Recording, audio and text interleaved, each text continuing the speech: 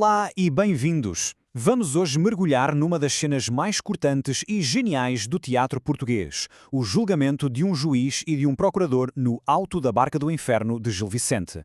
É uma peça do século XVI que, de uma forma brilhante, põe a própria justiça no banco dos réus. E o resultado, como vamos ver, é ao mesmo tempo hilariante e absolutamente aterrador. A pergunta que fica no ar é precisamente esta. O que acontece quando quem julga é finalmente julgado? Num tribunal divino, onde o poder e as leis dos homens não valem rigorosamente nada, como é que se consegue defender quem passou a vida a aplicar essas mesmas leis de forma desonesta? A resposta, bem, é fascinante. Ora, o nosso percurso vai ser simples e vai seguir a lógica de um julgamento. Vamos começar com a chegada dos réus, depois analisamos a acusação do diabo, vemos a sua tentativa de recurso desesperada, assistimos ao verdito final e, por fim, refletimos sobre o que Gil Vicente realmente nos queria dizer com tudo isto. Muito bem, vamos a isso. O cenário é um cais, mas não é um cais qualquer. É um lugar de transição, no além, onde o estatuto, o poder, o dinheiro, tudo isso deixa de ter qualquer significado. É aqui que aparecem duas figuras que, em vida, tinham um poder imenso sobre o destino de toda a gente. E quem são eles? O corregedor, um juiz, e o procurador, um oficial de justiça. Reparem que eles chegam carregados, um com a vara da justiça e processos, o outro com calhamaços de livros de leis. Em vida, estes eram os símbolos do seu poder, da sua autoridade. Mas aqui transformam-se em algo completamente diferente. São as provas do crime, o peso literal da sua corrupção. E num tribunal destes, quem é que poderia ser o acusador? Pois, claro que tinha de ser o diabo. E é ele que, com uma ironia absolutamente demolidora, vai apresentar a acusação contra estes dois homens da lei. O diabo nem perde tempo com grandes discursos. Chega perto do juiz e a primeira coisa que lhe diz é: "Ó amador de perdiz."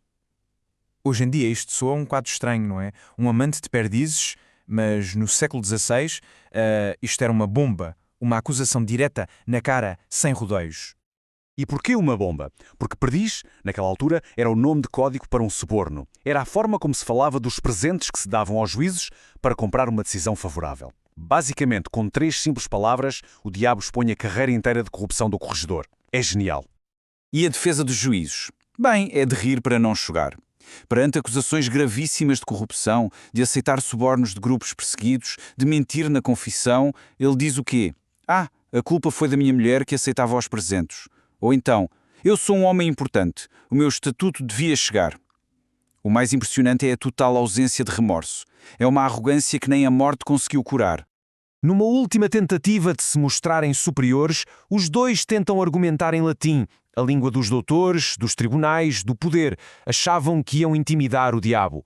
Mas ele entra no jogo deles, responde num latim todo estropiado, macarrónico, a gozar abertamente com a presunção deles. No fundo, está a mostrar-lhes que todo aquele conhecimento que usaram na terra para confundir e oprimir, aqui não lhes serve de nada. Mas eles ainda não se dão por vencidos. Estão tão convencidos da sua importância que se recusam a entrar na barca do inferno. Eles acham, genuinamente, que o lugar deles é no céu. E por isso decidem fazer o que fariam em vida: recorrer a uma instância superior. Neste caso, a barca do anjo. E lá vão eles, todos pomposos, a arrastar os seus livros e processos direitos à barca celestial. Devem ter pensado que iam ser recebidos de braços abertos, com todas as honras. Afinal, eram homens da lei. Só que o que encontram não é uma passadeira vermelha, é um muro de betão, uma porta fechada na cara. E esta parte é absolutamente incrível, porque o anjo, que normalmente é a imagem da calma e da misericórdia, perde a paciência. Ele fica visivelmente irritado com a lata deles. Não há palavras de consolo, não há uma segunda oportunidade. É um não rotundo e final. A mensagem é clara. Os pecados deles são tão graves que até a paciência de um anjo se esgota.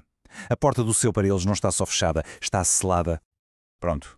A partir daqui já não há mais para onde ir. O recurso falhou, a porta do céu está trancada, a sentença final nem precisa de ser dita em voz alta. É inevitável. O destino deles está traçado. Sem mais argumentos, sem mais desculpas, o seu destino é só um: o inferno. E então, de cabeça baixa, resignados, lá vão eles para a barca que tanto tinham desprezado, a barca dos condenados. Mas a humilhação ainda não acabou.